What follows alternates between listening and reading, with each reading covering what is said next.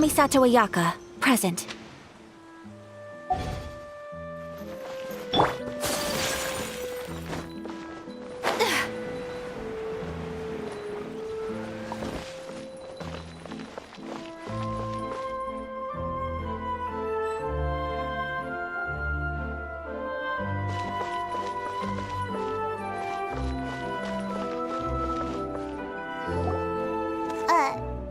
Huh? Our names are written in this newspaper. What's going on? Let Paimon see! The underwater stronghold, the Fortress of Meripede, has continued in its noble autonomy, but that does not mean that others cannot interact with it. My recent attempts to enter the fortress bore little fruit. Huh. Guess Charlotte still hasn't given up on that. Thus, did an Outlander friend become the focus of this report? A blonde adventurer with their white fairy, legends trailing in their wake. It is said that this mysterious traveler once visited the underwater fortress. So while the fortress's interior remains a mystery behind closed doors, do not fear, for the tales of the traveler contain surprises in spades. Journalist Charlotte's biggest scoop yet, the Traveler's Trail, World Walker. Huh. Charlotte took so many awesome photos of us and we never even noticed her. She hasn't been able to get a hold of anything at the fortress, so since we're easier to find, she's using us as the subject matter instead? Ugh, seriously? Well, fine. Those headlines and photos do look cool, so Paimon will forgive her this time.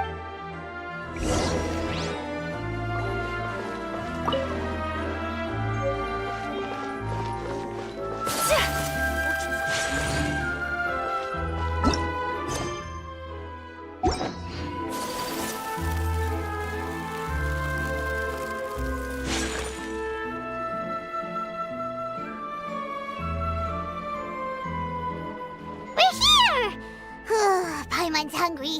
Should we go in and get something to eat?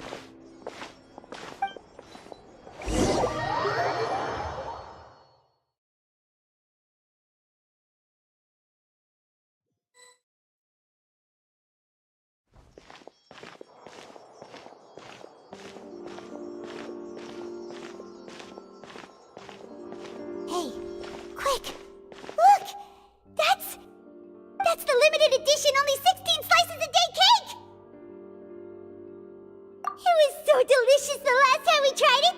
Despite the tense situation we were in, let's give it another go! Paimon's sure it'll be great! One slice of cake, please. Someone showed up after... Oh, wait, you're the one from the Palais Mermonia. Oh, are you here to buy cake too? It seems Monsieur Nervalette was right. You really can eat. Wait, did he really say something like that? That's right. Even he has his own preferences when it comes to food. As for me, I love the cake and coffee here. Do you come here often? Usually every day. Every day? It's part of my daily schedule, apart from work. I shall have my cake and coffee. Then what if someone told you one day that this place would be closing soon, and you wouldn't get to eat cake here anymore?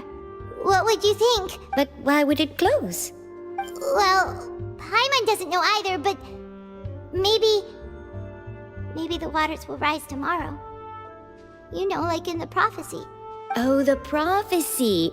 To be honest, I haven't paid much attention to that. No, still, even if there'd be no more cake tomorrow, that wouldn't keep me from having some today. No, it's the same for eating in general. You might not be able to eat tomorrow, but if you can do so today, then you should carry on. That's what people call living, you know. Huh. Don't be sad. Excuse me, could I have 2 more slices of cake to go? These 2 slices are for you. Sijuin said that this kind of expression you're making is what humans call being sad. Oh, you know Sijuin? I sure do. She was born before me, and she sometimes comes to the surface to teach us things about humans. She said that humans are creatures that are saddened easily, yes, and you can only lift their spirits by feeding them delicious food. So please try the cakes here. I've got something else to do, so I'll be going now. You two try to stay in a good mood after eating, all right?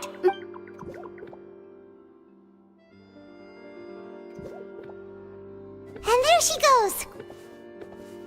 Alright, let's dig in. Paimon's sure this cake will be delicious. It's more delicious than last time! And the flavor gets even better with a sip of tea. It sure would be nice if we could come again tomorrow. Sure would be nice if we could always eat delicious food here.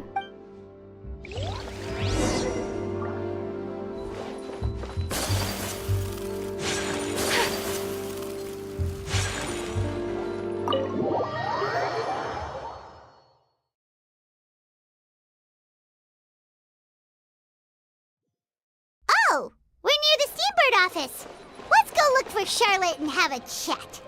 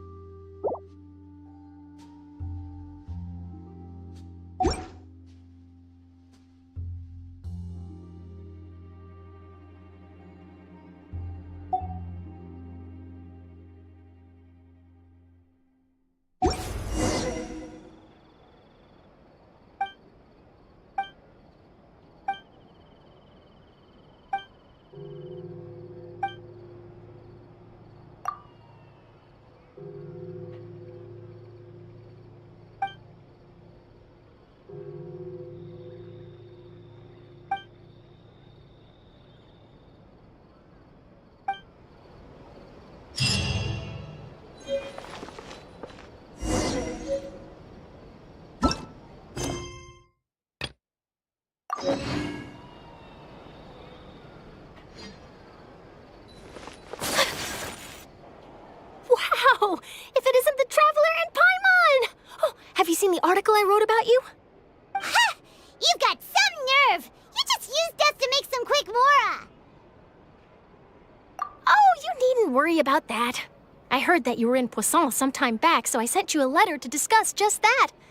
It appears you didn't receive it, though. It's all right, though. I've set aside the amount intended for you. I've even set the table with some food. Really? Oh, you're the best!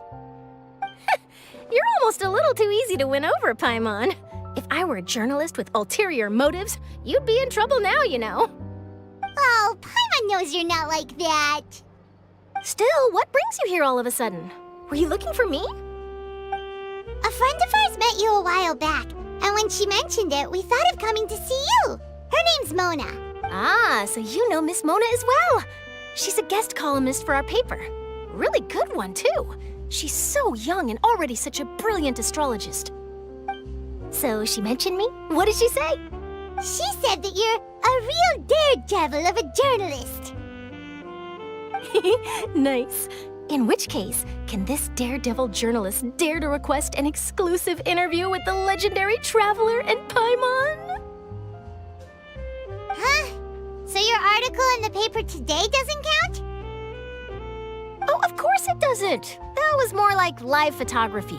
What I'd like to do is dive deeper and ask you to talk about the things you've seen and experienced. Yeah, are we even qualified enough? Why not? If I say you're worth an interview, then you're worth it. But not right now, of course. I'll need a few days to prepare. Oh, in that case, we'll just chat when you have the time then? Oh, so that's a yes? Ooh, splendid! I'll tell the editor-in-chief immediately. I'll have to apply for lighting, a venue, some props, and... Whew, so much to get done now. Talk to you later. Wait, Charlotte, Paimon's still got a question for you. And what's that? If, just for example, Fontaine were to be flooded tomorrow, what would you do today? Huh. That's the prophecy you're talking about, isn't it? I mean, I do hear about it often, but I've never once thought that the day could be tomorrow. If you're seriously asking, then I might try and think of a way to leave Fontaine. Oh, but I'm still a journalist first and foremost. That means I have a duty to be reporting from the scene. And secondly, I wouldn't forsake my homeland that easily. From what I've seen, most people don't know what they'd do should the worst come to pass. In truth, it might be better just to behave like normal rather than worry over such an end. So in all likelihood, I'd probably still be prepping at the office for that interview of ours. I know what you're thinking. That sounds a bit sad, but I've always believed that it's best to do what you enjoy. Just think about it. If this nation really were to be suddenly destroyed tomorrow, but I still successfully finish an exclusive interview with a truly unique person, then the story I would wind up writing would truly be timeless. And then do you know what I'd do? Well, I'd write that story, send it for printing, and use messenger pigeons to get copies out to the various nations as soon as possible. I'm not a dreamer, nor am I a workaholic, but I do love my job, and I'd be proud of leaving such an article behind. I guess you could say that I was born to be a journalist. But anyway, that's my answer. And on that note, I'll get back to my preparations. That's so nice. All of a sudden, Paimon actually kinda envies her. Anyway, let's go and take a look at the sea, shall we?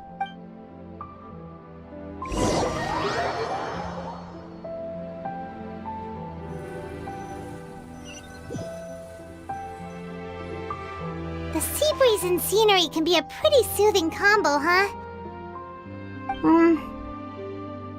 Paimon's been thinking. If it wasn't Fontaine, but all of Tevat that would be destroyed tomorrow, where would we go and what would we do? No, Paimon should ask, if you could choose, what would you like to do?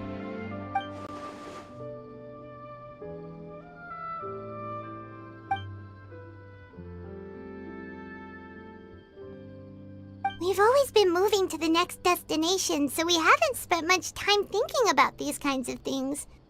We didn't have to either, with us always being on the road and whatnot. You mean, still traveling? Huh. Wait, isn't that what we've always been doing?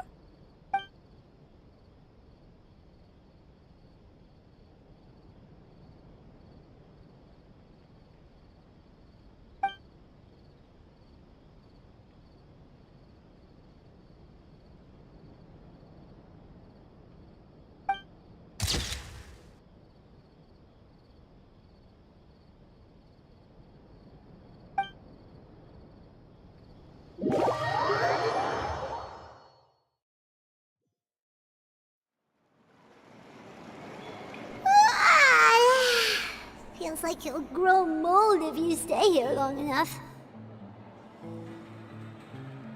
But it's still better than the Fortress of Mirapede, that's for sure. It's not only damp there, but salty too. Ah, so the two of you are still here. Wonderful. Oh, you're from the Palais Mermonia, aren't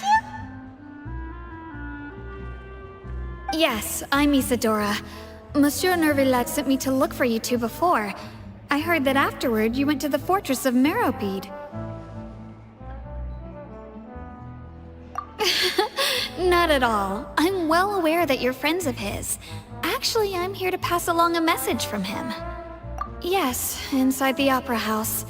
The Marechaussee Phantom has declared the incident a small-scale riot. A riot? Well, that said, I don't personally think it was that serious. Lady Furina was watching a performance at the Opera House, and while she was resting during an intermission, some other audience members suddenly started harassing her, loudly accusing her of doing nothing about the prophecy crisis. And before she could respond, others started to join in. The crowd continued to grow, and protests against the Hydro Archon started to break out. So people have started to put the blame on Furina. Guess they finally found an outlet for the pressure they've been under due to the prophecy. I agree. People will naturally rely on gods, as is customary. But the moment people feel threatened, gods are also the first to be blamed. So what happened after that? Is Furina okay? Seeing that the situation was spiraling out of control and that further argument was pointless, she claimed that she'd gotten tired of this and left in a hurry. The Marechaussee Phantom had their hands full maintaining order and did not catch where Lady Furina had gone. Only when things had stabilized did we realize that she had gone missing. So, you mean she's still missing? That's right. The Marechaussee has dispatched many people to search for her, but we don't have any leads yet. That said, I don't think there's much to worry about. She is a god after all. Even if she were to fall into the hands of rioters, what could ordinary people do to her? Good. Monsieur Nervillet sent me to tell you about the situation, but he didn't say anything else. Don't worry, this is more than enough to go on. Thanks for keeping us informed. Ah, is that so? Well, all right then. In that case, you two take care. I'll be heading back to the Palais now.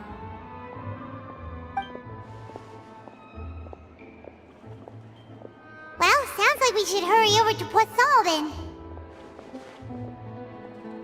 If we know Furina, she won't try to fix things in this situation. Instead, she'll look for a place to wait out the heat. And, as we also know, she may be loud and dramatic, but she doesn't have a heart of stone. When Nervillet was talking to her in the Palais Mermonia, and she heard about Poisson, she couldn't hide her sadness and remorse. It would be hard for her to ignore being accused by the public today. Paimon thinks Furina's probably taken the opportunity to slip away to Poisson and try to relieve the sense of guilt that she's feeling. Huh! Well, what do you think? Paimon knows the answer, of course, but Paimon can do the analysis to back it up, too. Cool, huh? In that case, there's not a moment to lose. Poisson, here we come!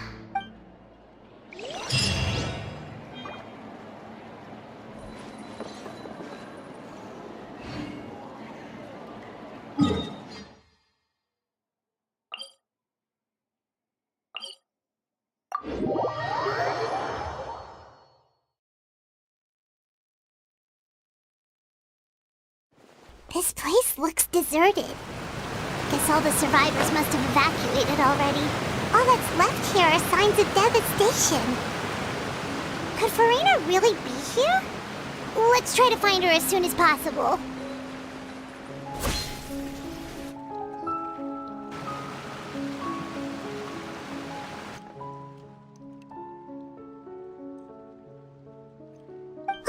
That's Furina, right over there!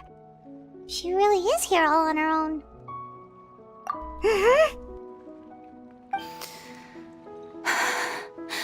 Should I just give up?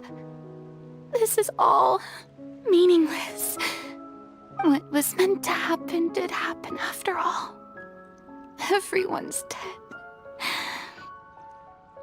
I'm sorry. I am so sorry. Give up, Furina. There's no point in holding out.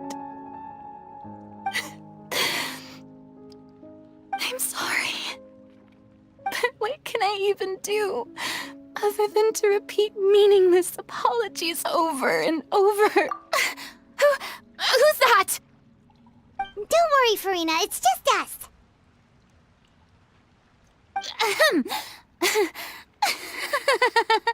So it is you, blonde traveler from another land. Why, I almost thought you were someone from that mob of my ignorant subjects. Come to kneel and beg for my forgiveness. Furina, you were crying just now, weren't you? The tear stains on your face are obvious. What do you mean, tear stains? Oh, I remember. The show at the Opera House earlier this morning was so moving. I'm still trying to process it. Who did that uncivilized rabble think they were, disturbing my enjoyment of the arts? They even dare to tout their Archon. I must teach them a lesson. I can just imagine their twisted and frustrated faces once they realize that I'm nowhere to be found. Oh, and I'm sure Nouvellette and those people from the Maréchal Phantom are freaking out right next to them, too.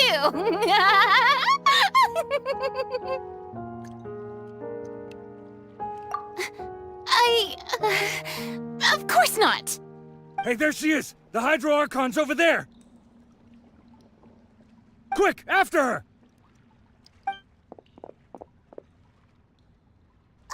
Furina, those people seem to be after you. They are? They're just some rabid fans who want to cut the line because they haven't been able to meet me in person, aren't they? That's against the rules. I can't let them get their way. Furina just ran off! Quick, we have to catch up with her!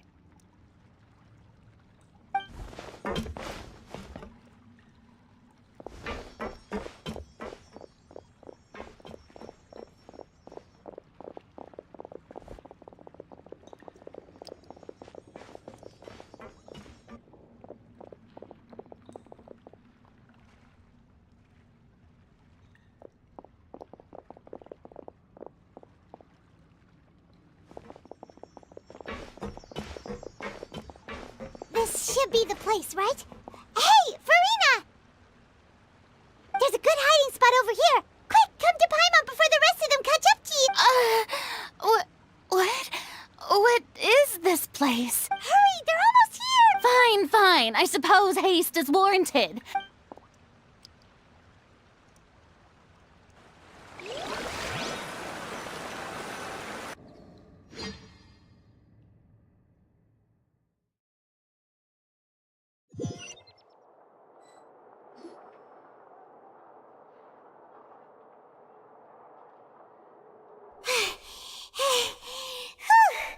Paimon's exhausted.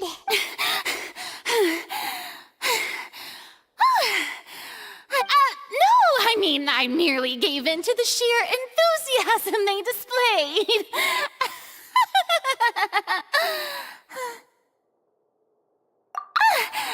You're right. Yep, that's a good girl. What's happening? The ground's shaking. Yeah, a quake of this kind preceded the flooding in Poisson, didn't it? It can't be. It's happening again. Well, there's no need to worry too much about that. Nouvellette's made some emergency plans, so the evacuation should go a lot smoother this time. Yeah, I hope you're right. But the people of Poisson, they've already...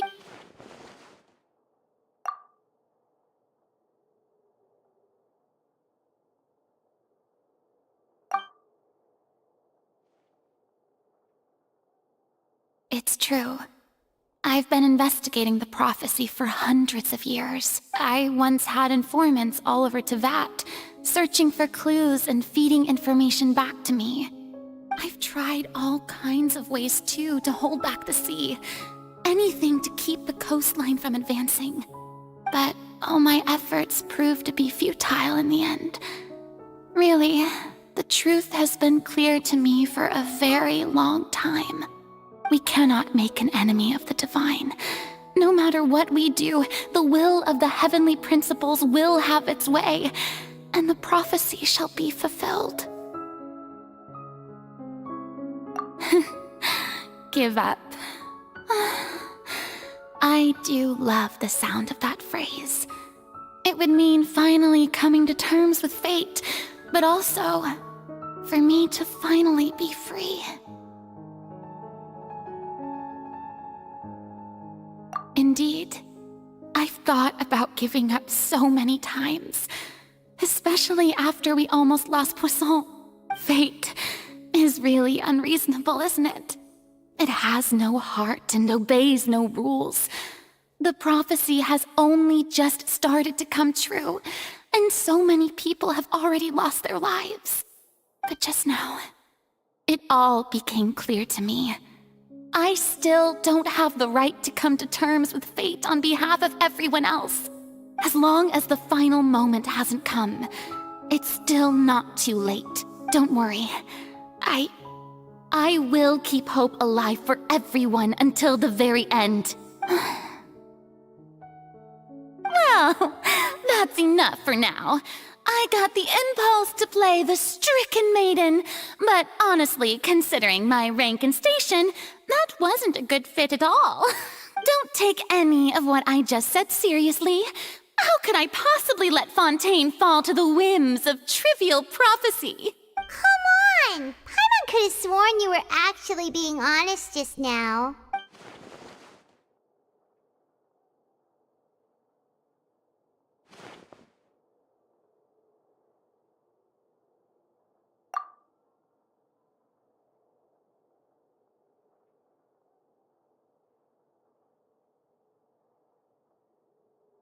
Share my burden. That's impossible. It was fated right from the start that this would be my duty alone.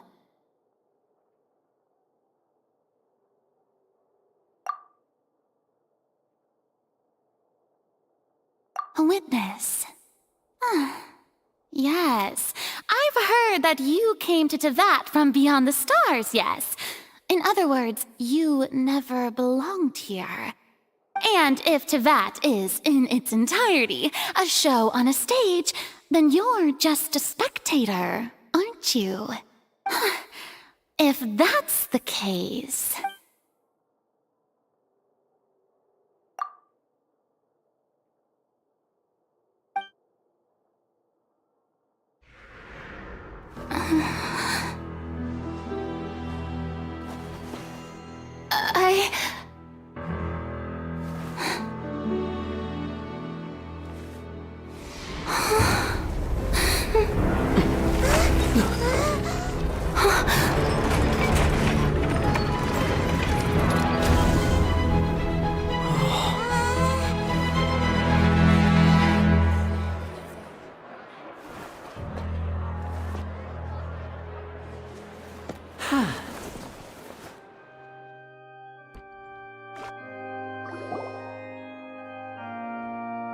Ladies and gentlemen, this concludes my opening performance.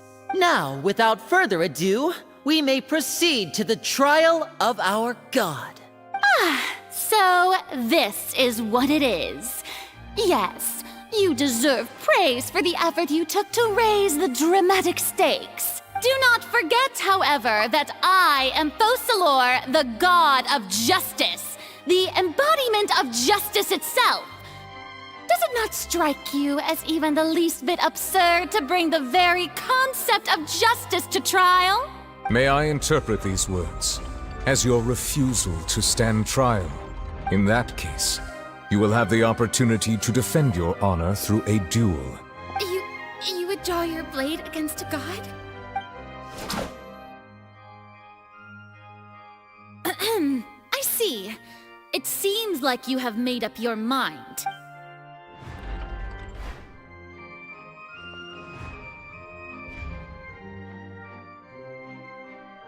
Paimon can't believe it. What the heck is going on? Did I just see an Archon surrender to a... Wow, how utterly humiliating. Lady Furina, what is the meaning of this? Shh! It would seem that there has been a misunderstanding. To be clear, the raising of both hands is not always an indication of surrender. Looking for excuses again, huh? I raised my hands just now to indicate my acceptance of the trial. No duel shall be necessary. I will admit that I've been running away for a long time. I'm sorry, everyone. I was unable to protect the people of Poisson. It is my duty to stand trial for my crimes. You are not the only ones to be disappointed in me. I, too, am exceedingly disappointed in myself. But now, it is time for the Hydro Archon to show you her courage and resolve. I, Furina, will use this trial to show the world the true meaning of justice! This time, I will protect you. Applaud and rejoice! One of the most outrageous and fantastical arcs known to the opera epiclese is now unfolding before your eyes. Mark my words, this shall be one of the most exhilarating and brilliant shows ever to grace the stage of Fontaine! The trial of the Hydro Archon, Focalor, will now begin! Woohoo! Now we're making history! Why does it feel like Furina just took over the whole thing? Like, come on! Didn't she just get forced to stand trial for her crimes? Also, even though she's still acting super dramatic, she is taking this seriously this time, right? All right, then. Who will be my opponent in this trial? The court asks the prosecutor to please take the stand. Is that so? Very well. Then please speak, witness of Tivat, my accuser and fated opponent.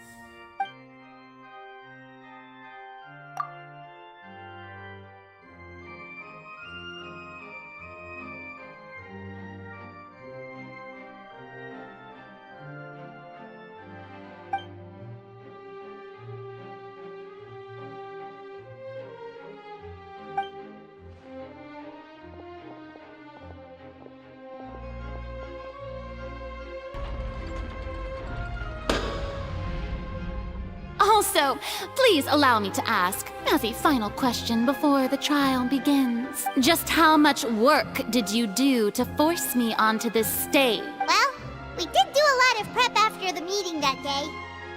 I can go over the tasks assigned to the Spina di Rosula, since they were rather straightforward and easy. Navia, the president of the Spina di Rosula. Most of the people who participated in the disturbance this morning were my subordinates.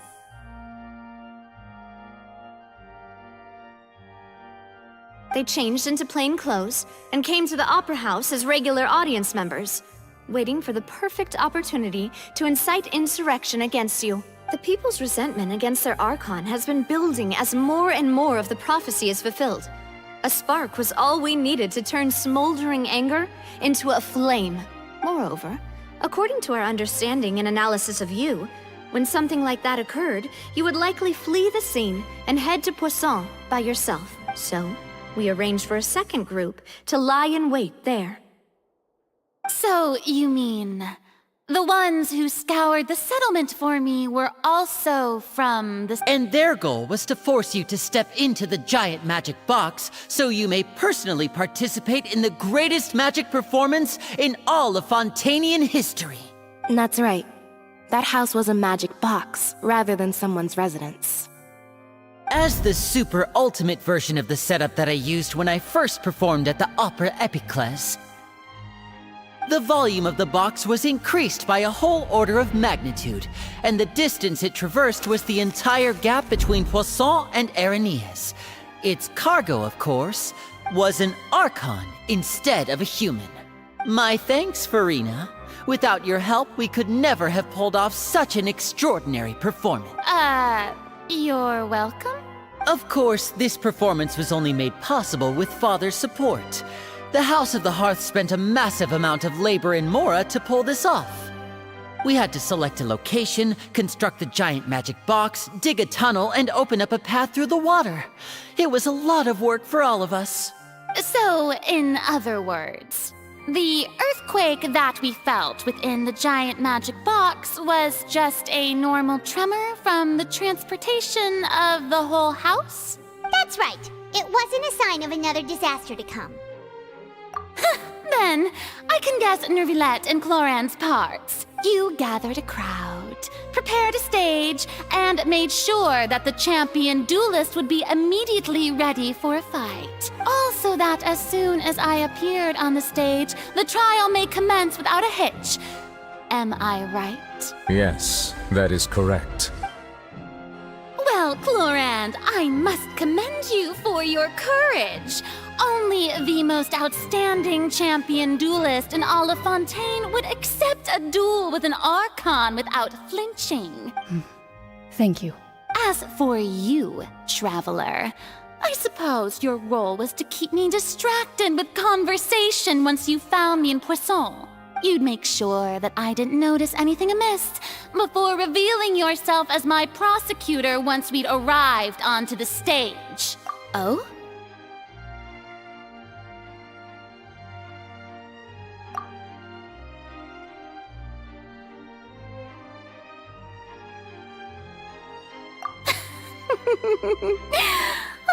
Is that so?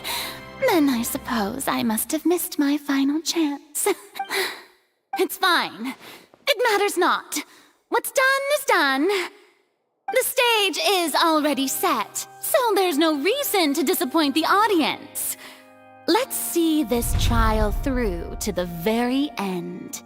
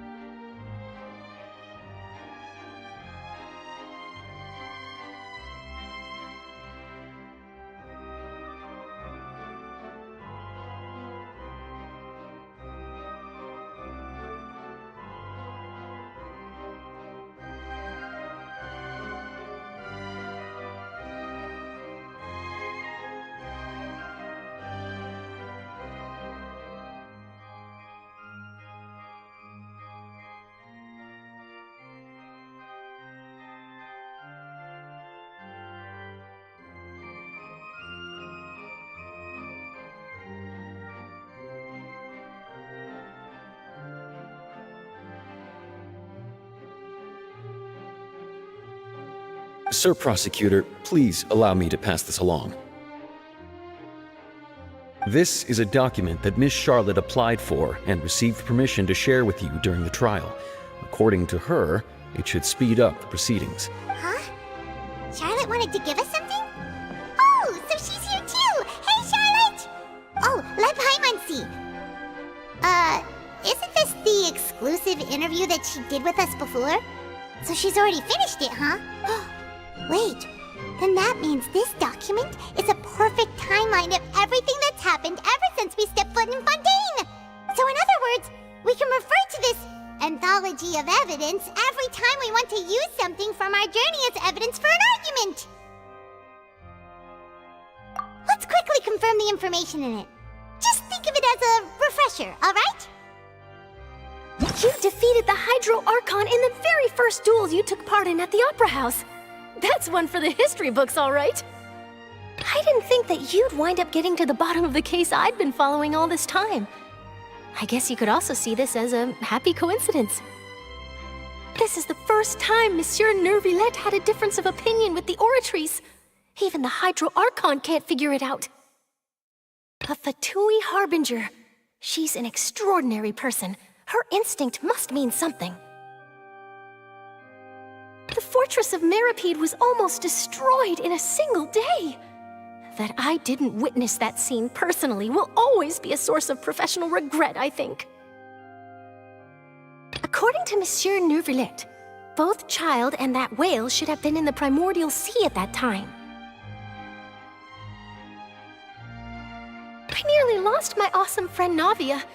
To be honest, that still gives me shivers. The words of someone as extraordinary as a witch can probably only be truly understood when something surreal happens to you.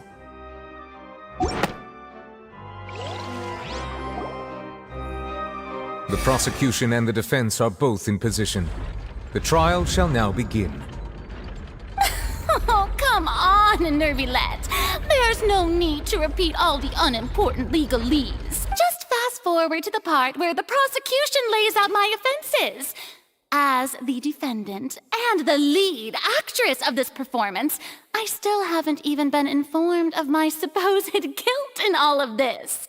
Of course, it is only natural for humans to struggle to understand the actions of a god.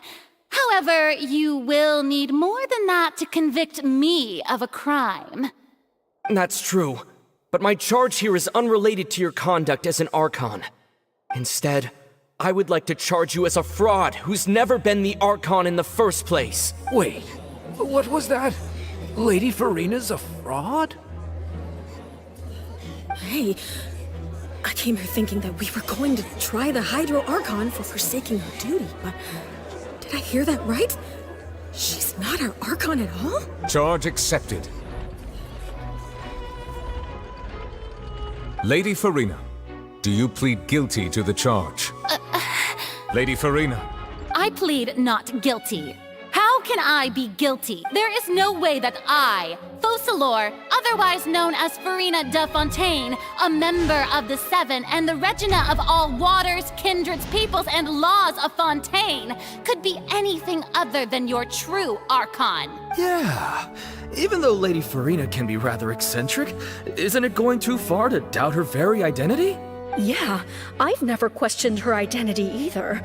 Sure, Lady Furina can be super irresponsible, but what grounds does that prosecutor have to make such a huge claim? I have cause to believe that common sense will prevail in this case. Many of the members of the audience have known me as the Hydro Archon ever since they were born. There would be no fooling their memory. See? Even the Oratrice has decided to show me its favor. Are you sure you want to commit to a charge that will never be upheld? If you wish to drop the case, I can promise you as the God of Justice that you will not have to face trial for making a false accusation. We will treat everything that's happened as a dramatic spectacle and move on with our lives. What do you say to that? Huh. An argument with near impossible odds, huh? We have to not only refute Furina's claims, but also overturn the long-held beliefs of the people.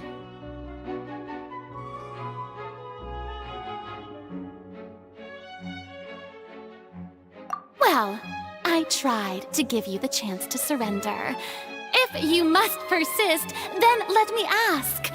If you believe I'm not the Archon, then what manner of being do you think I am? And if I was not the Archon, then how did I manage to live for over 500 years?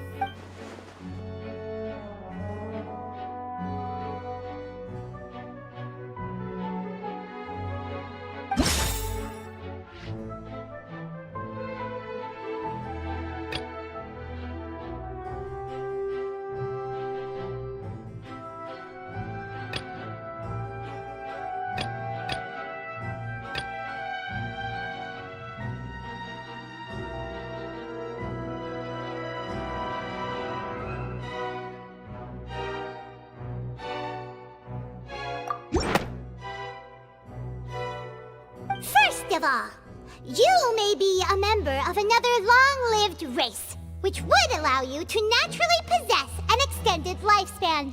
And second of all, even if that wasn't the case, there could be other ways to extend your life. Who gave you that idea? Was it the knave? You'd sink so low as to use a harbinger's words against me. A curse? I once thought it possible that the aura of an Archon might naturally resemble a type of curse. But in light of this claim, perhaps what I sensed was not your divinity, but a curse after all. Neverlet sensed it too, huh? Lady Furina is actually a human? Well, it is true that it's extremely difficult to tell humans and gods apart just by looking at them. It's not impossible.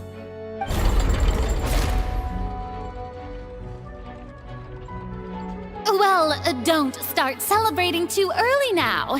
Even if I have been carrying a curse like you said, how does that prove that I am merely a human being? Besides, everyone knows that the main difference between a human and a god is the possession of authority. Gods can do what humans cannot. That's why they're worshipped as gods. For centuries, manifestations of my authority have served the nation of Fontaine. One need only to turn their eyes towards the Oratrice Mécanique d'Analyse Cardinal in this very opera house, or consider the indemnitium that is used in every aspect of life.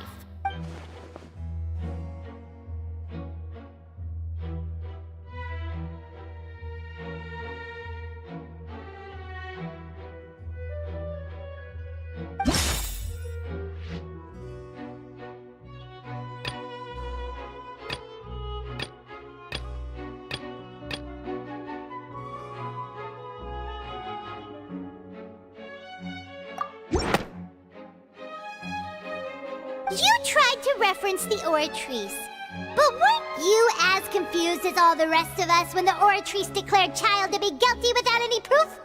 Otherwise, you should have come up with a good explanation for that by now. Didn't I make myself clear at the time? The decisions of the gods are naturally difficult for humans to comprehend. There is no need to provide an explanation.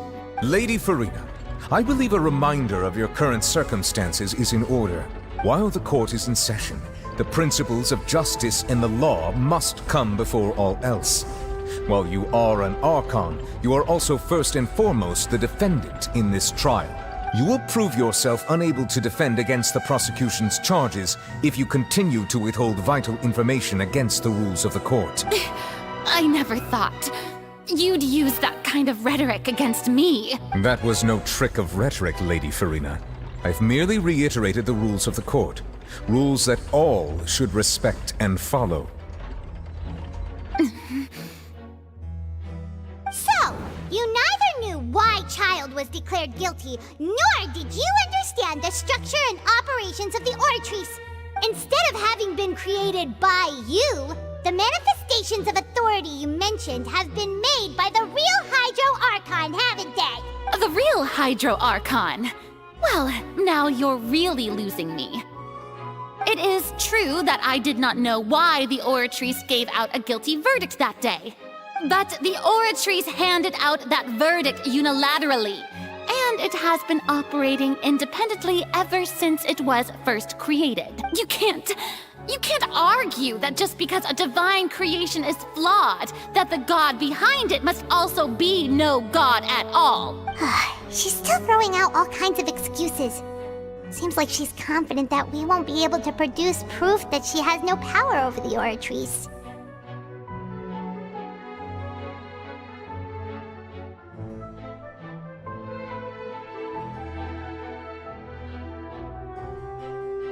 My power as an Archon. There are many ordinary citizens in the audience. How can I just carelessly demonstrate the formidable power of an Archon? If that poses a concern, I'm prepared to extend my protection to the audience. You don't need to go that far.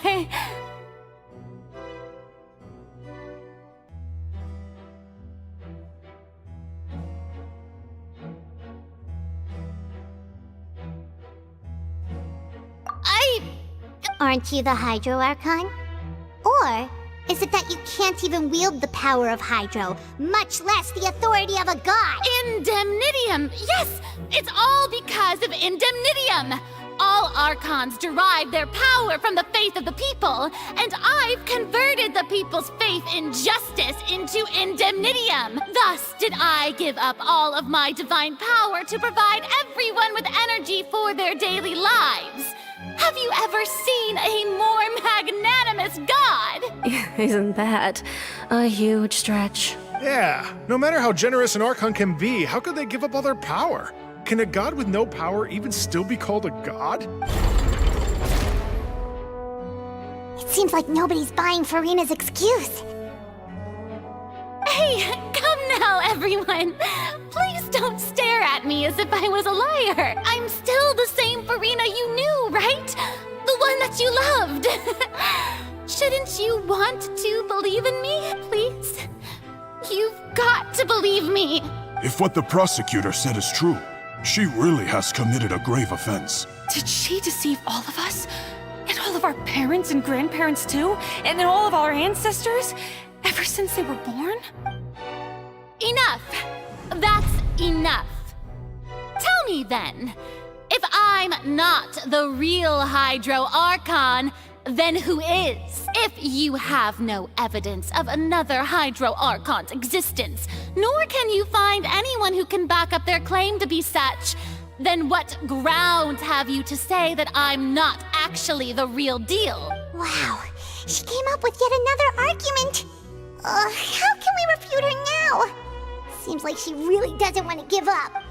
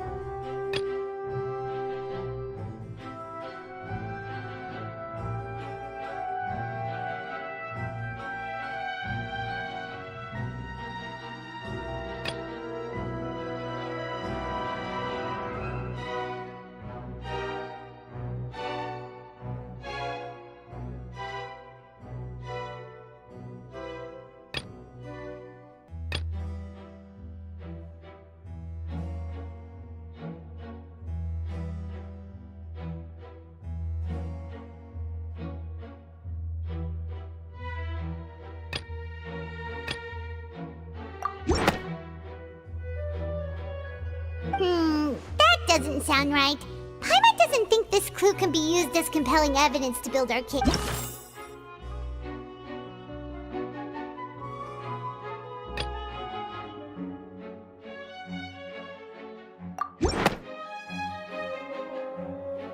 It has been established that all Fontanians can dissolve in water from the primordial sea. And that means...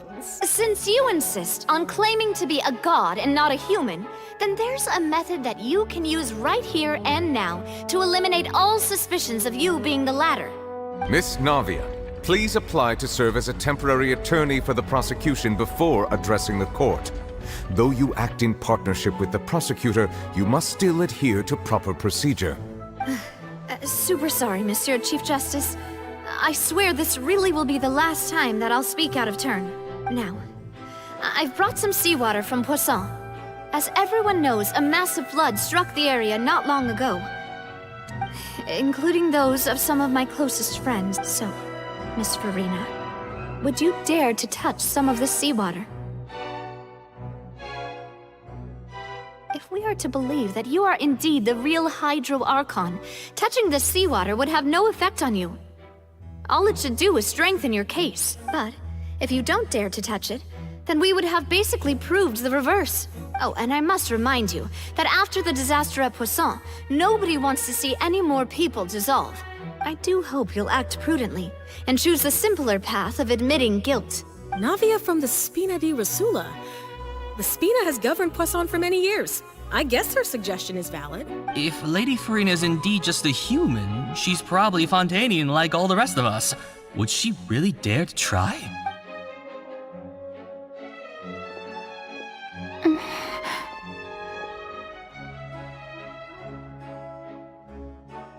Lady Furina, this test has been unilaterally proposed by the prosecution. As it falls outside the realm of standard court proceedings, you possess the right to decline participation. Well, of course he had to tell her that. But refusing to participate is basically the same as a confession of guilt. She's just staring at the water without saying a single word. It really does seem like she's quite terrified of it. That could only mean... What's going on? Is she really planning to... that's not what we thought she would... Due to the inherent risk of the test, Lady Furina, you may... What? Hey!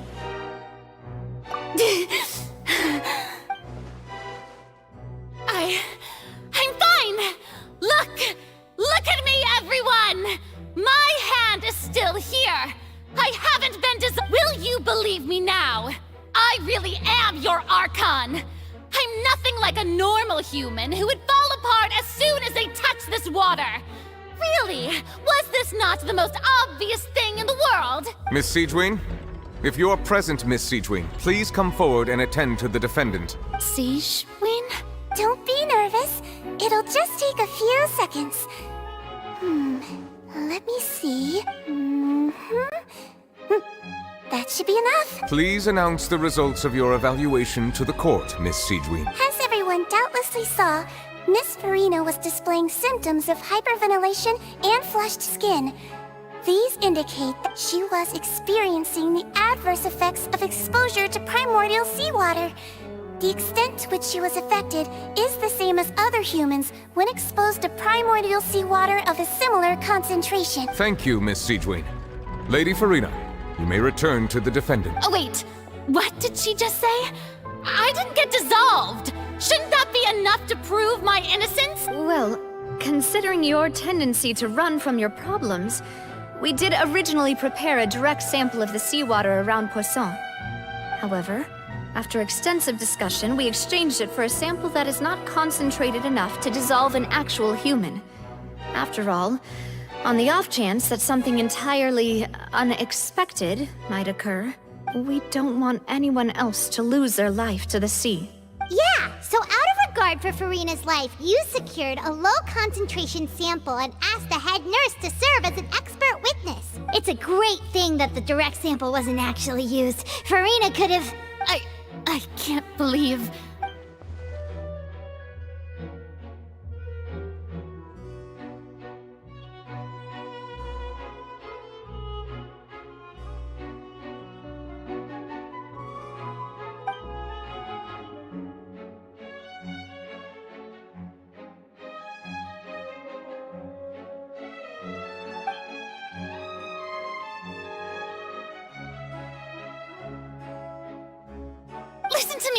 Listen to me, everyone! Please don't give me such cold and disdainful looks!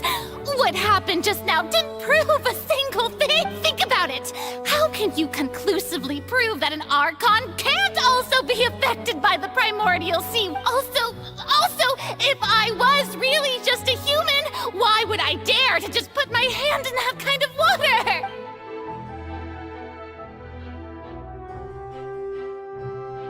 Please, everyone, anyone, just listen to me! I swear, I really am your Archon!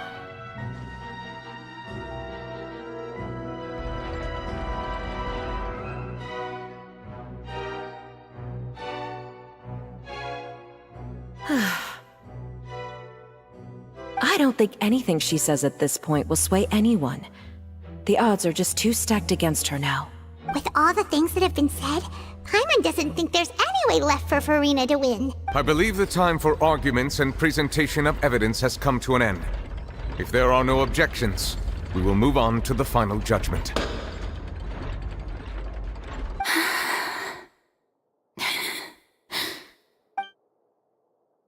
I don't think anything she says at this point will sway anyone. She's too stacked against her now.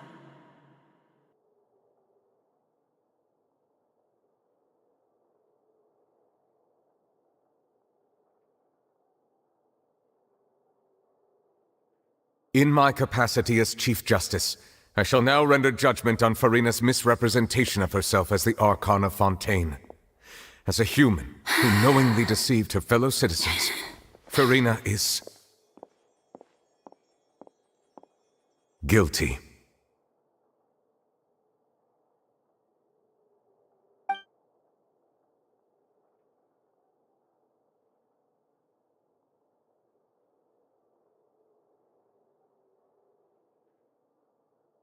We shall now turn to the Oratrice Mécanique d'Analyse Cardinale to render the final verdict on the charges.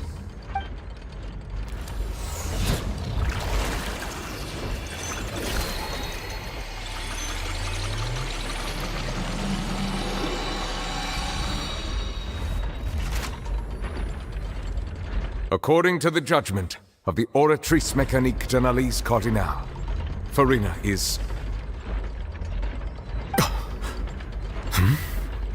Well, what's wrong? What's the Oratrice's verdict?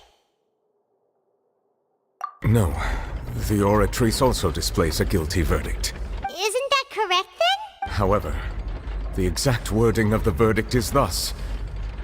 The Hydro Archon, guilty, to be punished via the death sentence. The death sentence? That's actually one of the available sentences? I've always thought that it was just a myth. The one and only time the death sentence has been handed out at the court, and it's been given to the very person we've worshipped as the god of justice? What an unexpected twist. Furina's been sentenced to death by the Oratrice? We just wanted to use the trial to show her the seriousness of things so she'd tell us the truth. How did things escalate this quickly? This outcome is indeed quite strange. According to Fontaine's current definitions of justice, as well as its recommendations for criminal sentences, is this sentence really appropriate for the crimes that have been committed? Yeah! Even Fauché wasn't sentenced to death by the Oratrice. You know, the real evil mastermind behind the serial disappearances case.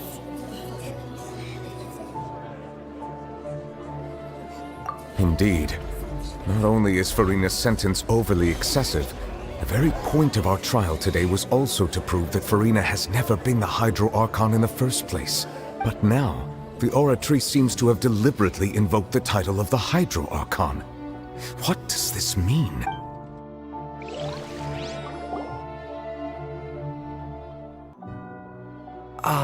Excuse me, if I may interrupt. Is the trial still going? Fremine! Oh, you finally made it. I assume this means you've completed your mission? Mm-hmm. Any mission Father assigns to me will always be top priority. Is that the first prophecy slate?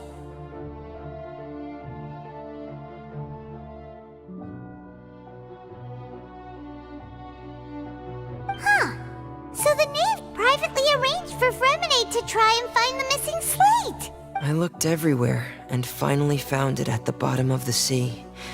It took me a long time to get around some dangerous stretches of water. But has the trial already concluded? Then doesn't that mean I've come too late? Oh no. Father will be disappointed in me. Thank you for your hard work, Mr. Fremine. Please allow me to review the record left on the slate. Traveler, I believe that you have already seen the other existing slates. I would like you to come here and confirm their content. Huh? So what do you see? What is it?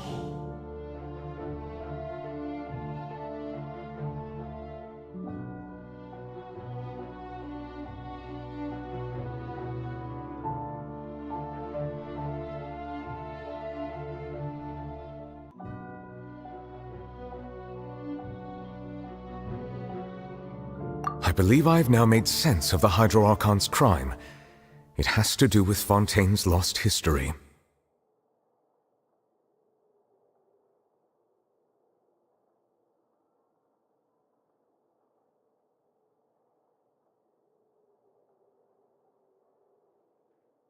Huh?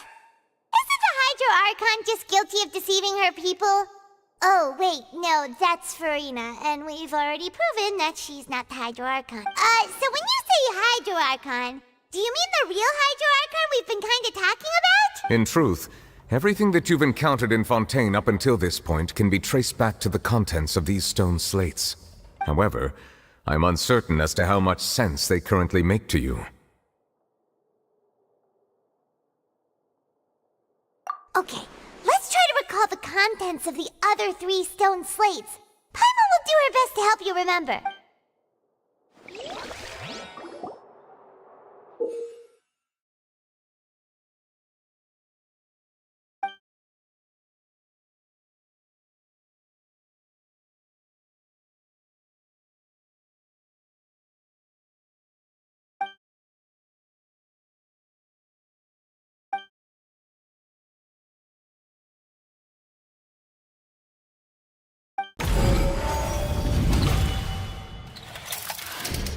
The first stone slate describes what you just said. It seems to show the previous Hydro Archon using her divine power, and then the Oceanids turn into humans. Does that mean that Fontanians are transformed Oceanids? Oh, Paimon wasn't expecting that. But if Oceanids can turn into humans, then perhaps this process can be reversed as well. The second stone slate shows Celestia floating in the sky, and the Hydro Archon and her people worshipping it together. But the heavens still brought judgment down upon them. This must be the point when the Hydro Archon and the Fontanians were branded with their original sin. Does this mean that the original sin and the Hydro Archon sin are the same thing? The third slate shows the Hydro Archon sinking into the sea surrounded by many people. Huh. That reminds Paimon, didn't we also watch that happen to someone else? Well, the fourth slate is the prophecy the Fontanians have been talking about. People dissolving into the sea, the Hydro Archon crying on her throne, and so on. We didn't believe that such a crazy disaster could happen at first, did we? But after that incident, it was just a question of when and not if.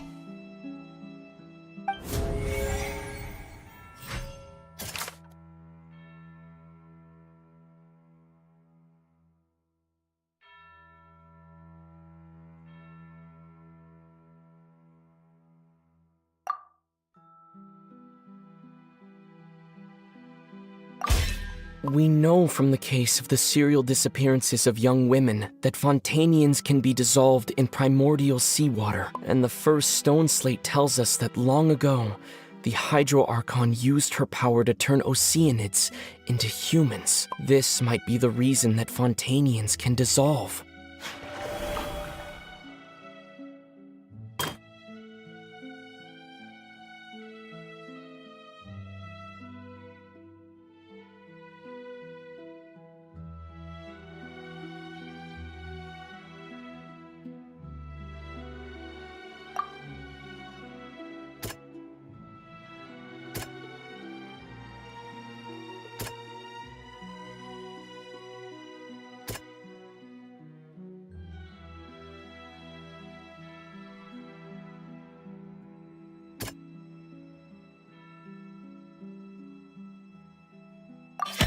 Perhaps what is about to take place has all happened before. The true sin of the Hydro Archon that Nervalette mentioned, and the original sin cast down on the people of Fontaine by Celestia, as recorded on the stone slates.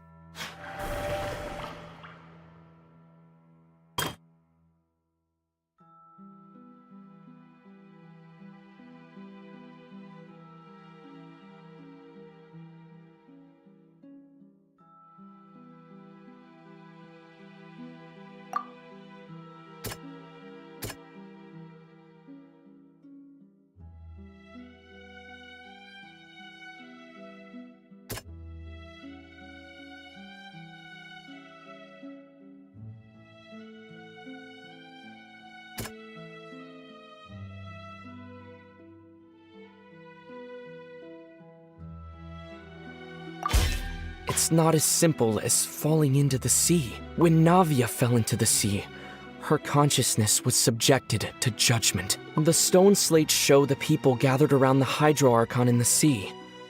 Could that be alluding to the same thing?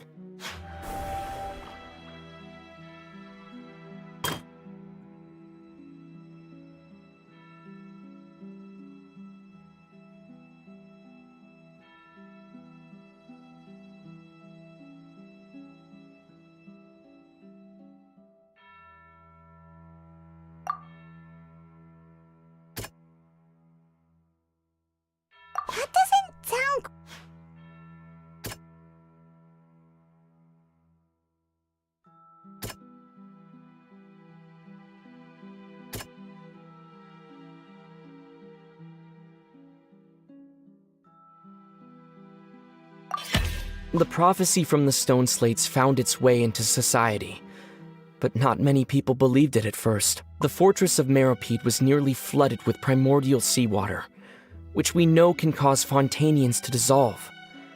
It seems increasingly likely that the prophecy may come true. If we hadn't dealt with it in time, things could have gone very badly. They'll dissolve into the primordial sea but won't cease to exist. Their essence will flow in the seawater, converge, and take the form of an Oceanid. The Hydro Archon was sentenced to death in court, shocking everyone present. Perhaps this means that her sin was actually Fontaine's original sin. Navia fell into the water inside those ruins, and she nearly dissolved. She was surrounded by the people of Poisson in a court within her consciousness, and was forced to take part in a trial meant to make her stay. The eruption of the primordial sea at the fortress of Meropide was the surest sign that the prophecy was about to come to pass no matter what. The stone slate's contents can all be verified by recent events. If we combine what we know together, loads of truths should come to light.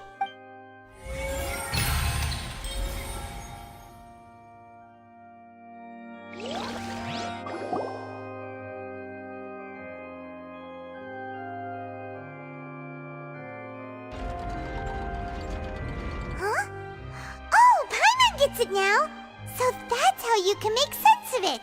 But then it feels like we're going to have to share some truly shocking revelations. Let's hear them.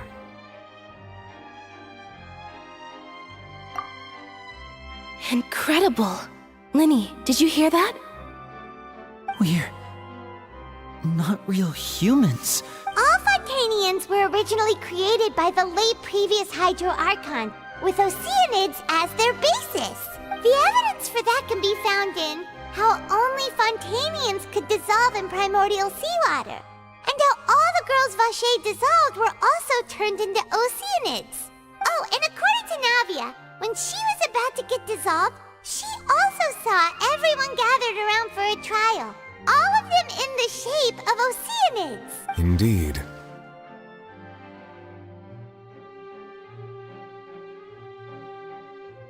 Yeah, and it follows from the content of the first slate that she probably angered Celestia by creating humans without prior permission. That could also explain why the Oratrice judged the Hydro Archon to be guilty.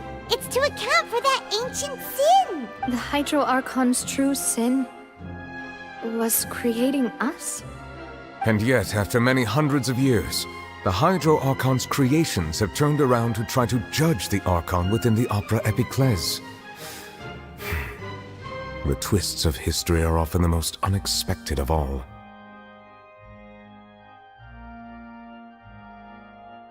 Yeah, isn't the image here just like when Navia fell into the sea? So wouldn't it be trying to show the image of the Hydro Archon also falling into the sea once the prophecy has been fulfilled in the fourth slate? In the end, the people will all be dissolved into the waters, and only the Hydro Archon will remain weeping on her throne. Only then will the sins of the people of Fontaine be washed away. Did Paimon get all that right? You've made some keen deductions. I must say, given how much you still don't know, it is impressive that you've already managed to connect so many pieces of the truth. However, while you were able to decode all the information on the slates, they've also been etched with an additional layer of hidden information using a different power source. When we were at the ruins, I tried to decipher the hidden information recorded in the slates. But since we only had 3 slates at the time, I was unable to come to a full conclusion.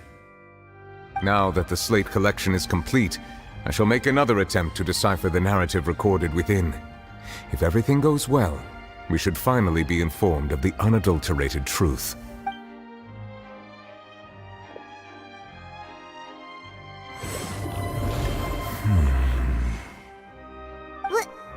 Well? I believe I should share this truth not only with you, but with all the people of Fontaine as well. I will try to briefly summarize it for you. Your hypotheses regarding the origin of Fontanians and the sin of the Hydro Archon were both correct. In the Fontaine of old, the previous Hydro Archon sensed the yearning of her Oceanid familiars for life on land.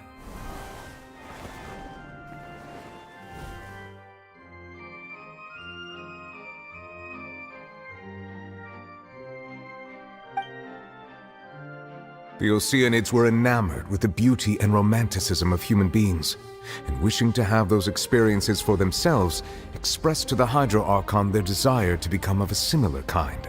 However, even though water as an element is intricately linked with the power of life, the Hydro Archon, as one of the seven, did not possess the authority to create a new form of human life. Not one to give in, she eventually found a way to create permanent humanoid bodies for her familiars by appropriating the power of this planet's primordial sea. She poured primordial seawater into the Oceanid's blood vessels, creating humanoid mimics in the process. But if Fontanians were to ever come into direct contact with water from the primordial sea, the power within their bodies would escape these artificial restraints and return to the sea. As a result, their forms would collapse, and they would be reverted to their original forms as Oceanids. Of course, the Hydro Archon never received permission from the heavenly principles to create a new human race. And thus, the Hydro Archon and all of her creations came to shoulder the original sin of appropriating the power of the primordial sea. That is the true history of how the people of Fontaine first came into being. So we were all Oceanids before we turned into human beings? That's way too much information for me. I think I'm just going to pretend that I never heard a single thing. Wait, but if that's the truth, we can't let the Hydro Archon be sentenced to death. After all, her only sin was creating us. This really might be too much information for your regular Fontanian, but it does answer a lot of our questions. Alas, your hypothesis regarding the third and fourth stone slates was inaccurate. The slates' respective positions are, in fact, correct. A key point of the visual on the third slate is how all the individuals depicted in the water are humans rather than Oceanids.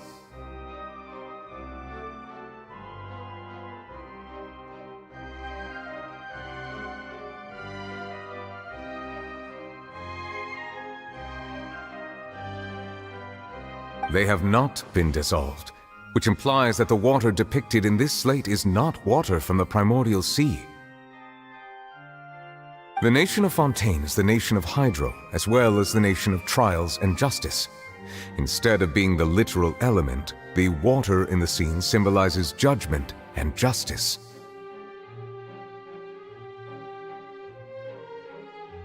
You may also recall Navia's experience.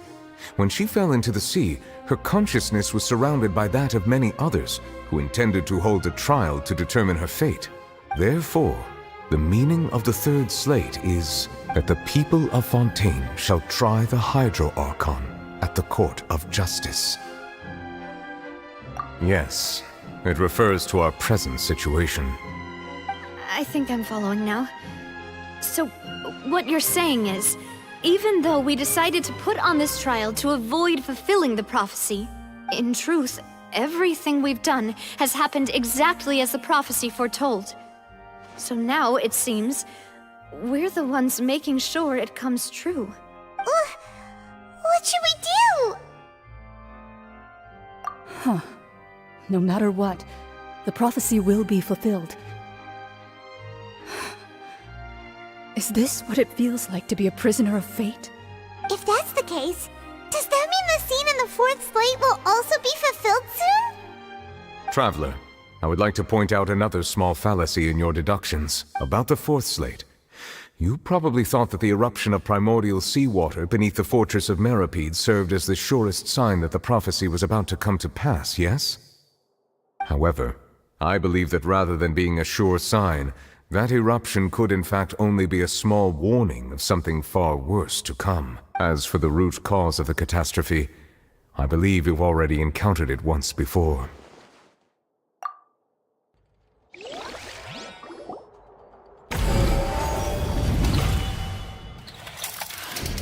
This eruption was just a small warning of the things to come.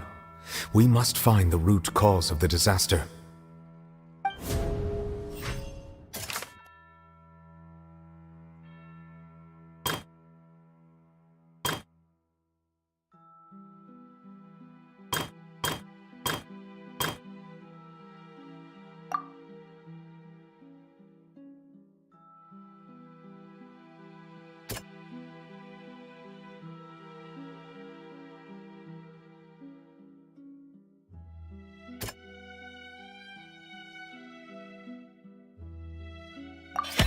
It was both dream and reality.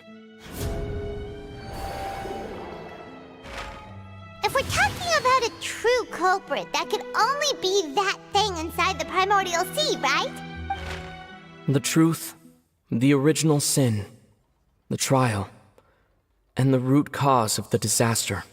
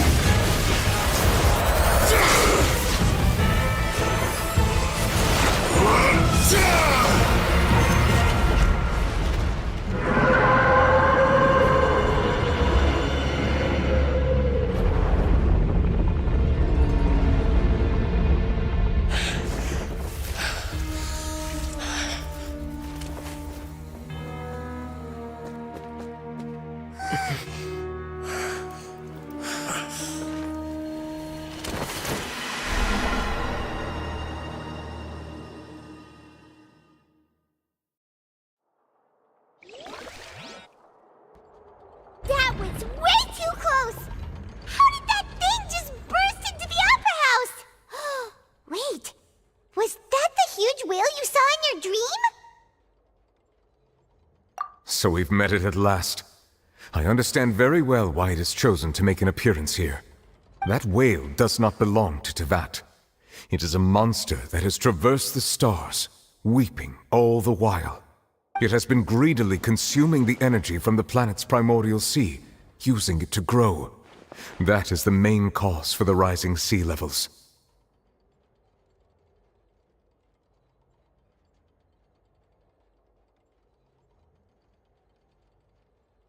And once it has finished consuming all of the energy contained within the sea, its next step will be... You said that when the Hydro Archon first created Fontanians out of Oceanids, she filled their blood vessels with primordial seawater. Precisely.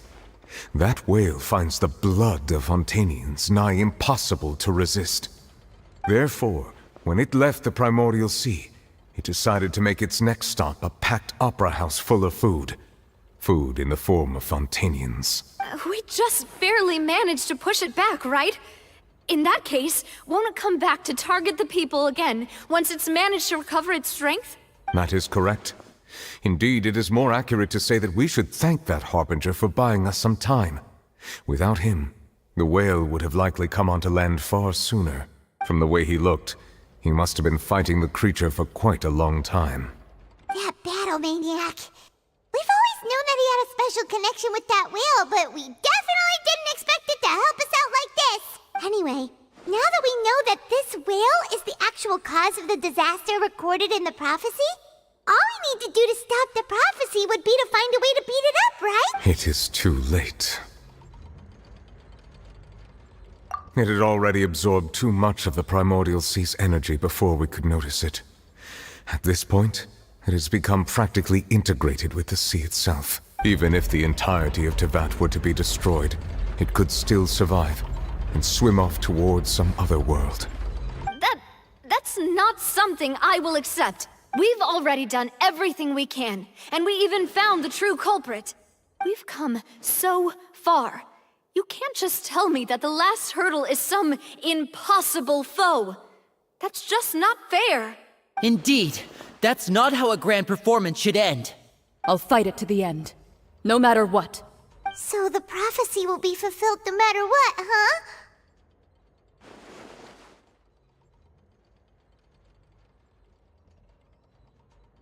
The prophecy. Yes, what has been prophesied will be fulfilled. You may view such things as the history of the future.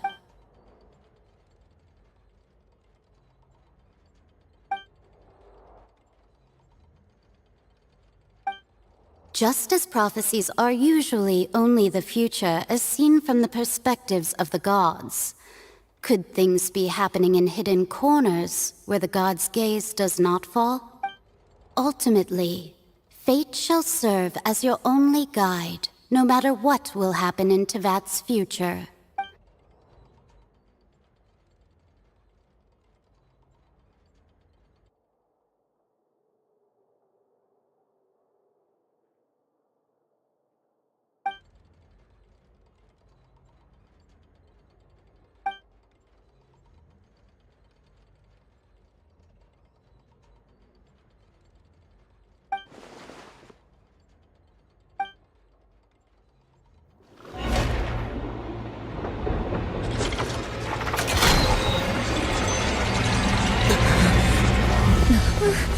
What's happening with the aura trees? I believe it is preparing to carry out the death sentence.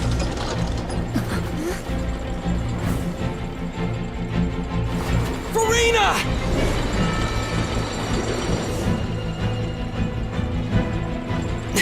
No, I still need answers.